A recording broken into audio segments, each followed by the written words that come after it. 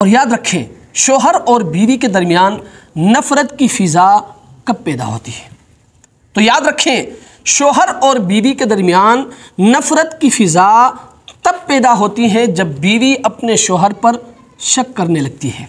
आपने देखा होगा, इससे पहले भी कई मरतबा मैंने ये बात कही है कि अल्लाह तबारक व तआला ने औरत को नाक़िसातुल अक़्ल व दीन बनाया है। अक़ल में भी नाक़िस है, दीन में भी नाक़िस है।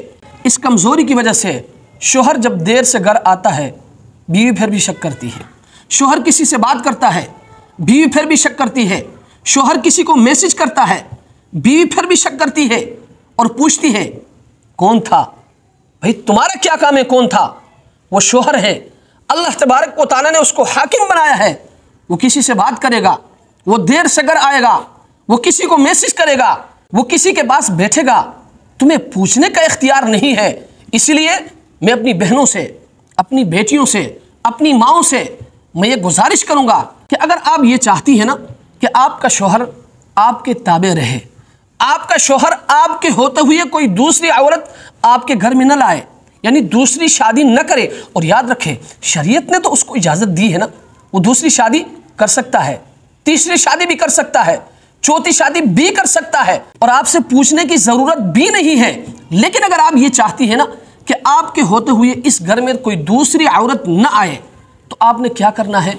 अगर कहीं शोहर आपसे कह भी देना कि मैं फ़लाँ औरत को पसंद करता हूँ, मैं उससे शादी करना चाहता हूँ, तो आपने क्या करना है?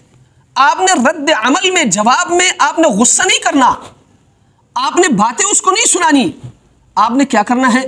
आपने ये करना है, शोहर को आपने बैठाना है और बैठाकर आपने उनसे यूँ कहना है कि मियाँ देखें, आप शोहर हैं, अल्लाह तबारक व तआला ने आपको दूसरी, तीसरी, चौथी शादी की इजाज़त दी है, आप कर ले।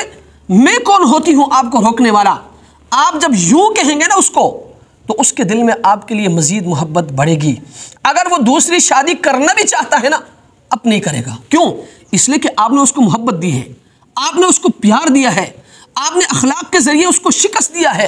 लेकिन अगर आप यूँ नहीं करती, शोहर कहता है मैं फ़लाँ औरत को पसंद करता हूँ, मैं उससे दूसरी शादी करूँगा, आप कहती है नहीं, मेरे होते हुए इस घर में कोई दूसरी औरत नहीं आ सकती, तो याद रखिए ये आपकी बहुत बड़ी गलती है। वो मर्द है, अल्लाह ने उसको हाकिम बनाया है, अल्लाह तबारक व तआला ने उसको आपके ऊपर निगरान बनाया है। अब जब आप उसकी गैरत को चैलेंज करेंगे ना, अब वो दूसरी शादी न भी करना चाहता हो ना, अब वो ज़रूर करेगा। क्यों? इसलिए कि आपने उसके गैरत को चैलेंज किया है। इसलिए मेरी बहनों, मेरी बेटियों, मेरी माँओं, अगर आप ये चाहती हैं ना कि आपका शोहर आपके ताबे रहे, आपका शोहर आपके साथ मोहब्बत करे, तो आपने अपने शोहर के ऊपर कभी शक नहीं करना है, कभी शक नहीं करना है।